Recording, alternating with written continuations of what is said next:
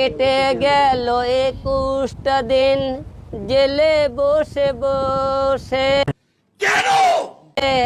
কি অপরাধ ছিল তাদের সহযোগিতা করে, যাদের আমি বড় শালা, এই শালা একটা বড় বদমাশ। যখন জেলসা বাইরে শুরু হয়ে গেছে, মেয়েদের নিয়ে নষ্টামি শুরু করেছে। ওরে কি এমনি এমনি জেলে নেয়। আর বাংলাদেশের সবচেয়ে 1 নম্বর লক্ষ্য হয়েছে হিরো আলম।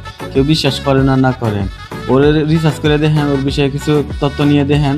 ওসব বাংলাদেশের কি ওরা মেয়েদের এভাবে আনে, ওভাবে আনে, আইনে কি ওরা নায়িকা বানানোর সিলাই, নায়িকা বানানোর কথা বলিয়া তো ওদেরকে বাজে প্রস্তাব দেয়। তো প্রমাণও আছে, আর ওই রকমই করে।